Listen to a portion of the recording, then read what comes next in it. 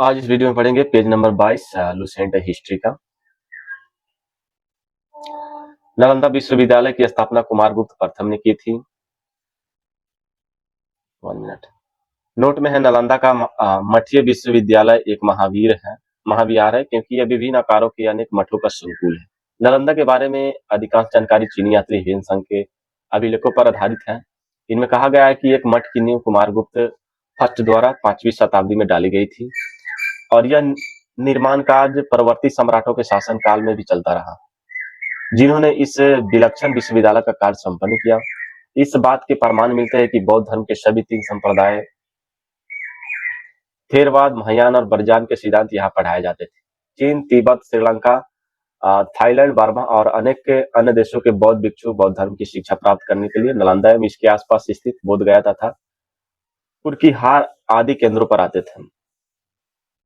Kumaragupta first का उत्तराधिकारी स्कंदगुप्त 455 से 467 ईस्वी हुआ।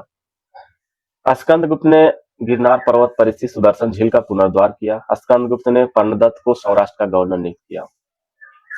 स्कंदगुप्त के शासनकाल में ही हुनों का आक्रमण शुरू हो गया। अंतिम गुप्त शासक विष्णुगुप्त था। गुप्त साम्राज्य की सबसे बड़ी प्रादेशिक इकाई देश थी, जिसके शासक को गोपना कहा जाता था। एक दूसरी प्रादेशिक इकाई भुक्ति या प्रांत थी, जिसके शासक ऊपरी कहलाते थे। भुक्ति के नीचे विषय या जिला नामक प्रशासनिक इकाई होती थी, जिसके प्रमुख विषयपति कहलाते थे।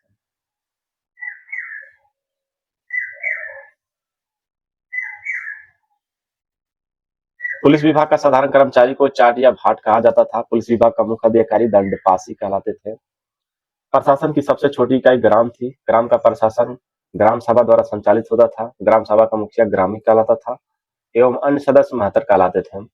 ग्राम समूह की छोटी इकाई को पेंट कहा जाता था। गुप्त शासक कुमारगुप्त के दामोदरपुर ताम्र पत्र में भूमि बिक्री संबंधित अधिकारियों के क्रियाकलापों का उल्लेख है। भू राजस्व का उत्पादन का 1/4 भाग से 1/6 भाग हुआ करता था। गुप्त काल में बलात्सन वृष्टि राज के लिए आय का एक स्रोत माना जाता था। इसे जनता द्वारा दिए जाने वाला कर भी माना जाता था। आर्थिक उपयोगिता के आधार पर निम्न प्रकार की भूमि थी। 1 था क्षेत्र कृषि करने योग्य भूमि, 2 वास्तुवास करने वाली योग्य भूमि, 3 चारागाह भूमि, पशु को चारा योग्य भूमि, 4 था सील ऐसी भूमि जो जोतने योग्य नहीं होती थी, 5 में अपरहत ऐसी भूमि जो जंगली होती थी। सिंचाई के लिए रहट या घंटी यंत्र का प्रयोग होता था। श्रेणी के प्रधान को ज्येष्ठा कहा जाता था। गुप्त काल में उज्जैन का सर्वाधिक महत्वपूर्ण व्यापारिक केंद्र था। उज्जैन गुप्त राजाओं ने सर्वाधिक स्वर्ण मुद्राएं जारी की। इनकी स्वर्ण मुद्राओं को अभिलेखों में दिनार कहा गया है। गुजरात के बाद गुप्त राजाओं ने बड़ी संख्या में चांदी के सिक्के जारी किए, जो केवल स्थानीय लेन देन से चलते थे। अब यहाँ पे गुप्तकालीन प्रसिद्ध मंदिर देख लेते हैं। मंदिर और स्थान। विष्णु मंदिर कहाँ है? तिगवा जबलपुर मध्य प्रदेश में। शिव मंदिर बुमरा नगौदा मध्य प्रदेश। पार्वती मंदिर नैना कुठार मध्य प्रदेश।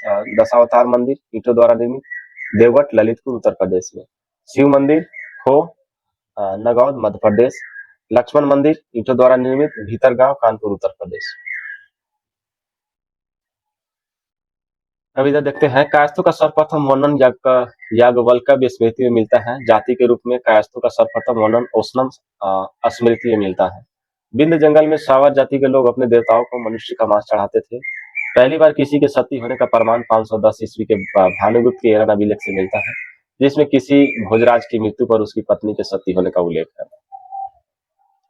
गुप्त काल में वेश्यावृत्ति करने वाली महिलाओं को गणिका कहा जाता था। वृद्ध वेश्याओं को कुटनी कहा जाता था। गुप्त सम्राट वैष्णव धर्म के अनुयायी थे तथा उन्होंने इस राज धर्म बनाया था। विष्णु का वाहन गरुड़ गुप्तों का राज चिन्ह था। गुप्त काल में वैष्णव धर्म संबंधित सबसे महत्वपूर्ण अवशेष देवगढ़ जिला ललितपुर का दशावतार मंदिर है। यह बेतवा नदी के तट पर स्थित है। अजंता में निर्मित कुल 29 गुफाओं में वर्तमान में केवल 6 ही शेष है, जिनमें गुफा संख्या 16 एवं 17 ही गुप्तकालीन है। इसमें गुफा संख्या 16 में उत्कीर्ण मरनासन राजकुमारी का चित्र प्रशंसनीय है।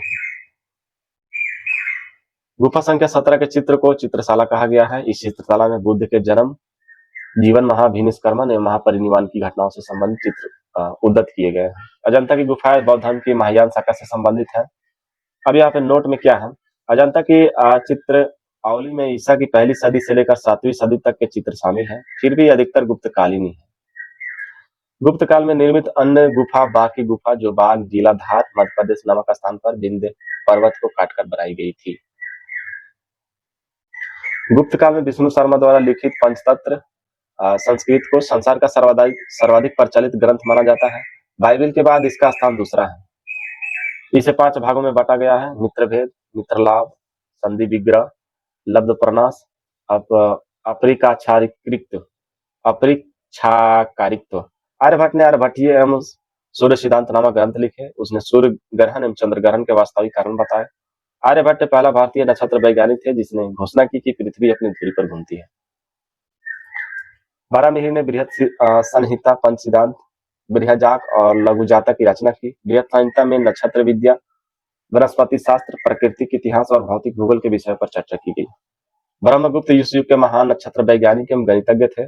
उसने यह घोषणा करके न्यूटन के सिद्धांत की पूर्व कल्पना कर ली। प्रकृति के एक नियम के अनुसार सभी वस्तुएं पृथ्वी पर गिरती है क्योंकि पृथ्वी स्वभाव से ही सभी वस्तुओं को अपनी ओर आकर्षित करती है। अब यहाँ नोट में देखते हैं। नोट में क्या है? संग्राहिणी सूत्र एक ब्रह्मांड संबंधित ग्रंथ है जिसकी रचना 12वीं शताब्दी में की गई थी, जिसमें ब्रह्मांड की संरचना और अंतरिक्ष के बारे में अवधारणा शामिल है। अब क्या कह रहा है? गुप्त काल में कल कानून ने पशु चिकित्सा पर हस्त्यायुर्वेद लिखा। नवीनतम की रचना गुप्त काल में की गई। इस पुस्तक में नुस्खे, सूत्र और उपचार विद्या दी गई है। पुराणों की वर्तमान रूप में रचना गुप्त काल में हुई। इसमें ऐतिहासिक परंपराओं का उल्लेख है। संस्कृत गुप्त राजाओं की शासकीय भाषा थी। गुप्त काल में चांदी के सिक्कों को रुपया कहा जाता था। याज्ञवल्क्य, नारद, कात्यायन एवं बृहस्पति स्मृतियों की रचना गुप्त काल में हुई। मंदिर बनाने की कला का जन्म गुप्त काल में ही हुआ। त्रिमूर्ति की अवधारणा का विकास गुप्त काल में ही हुआ। गुप्त वंश के शासकों ने मंदिरों एवं ब्राह्मणों का सबसे अधिक ग्राम दान दिया। तो फिर मिलते हैं अगले वीडियो में।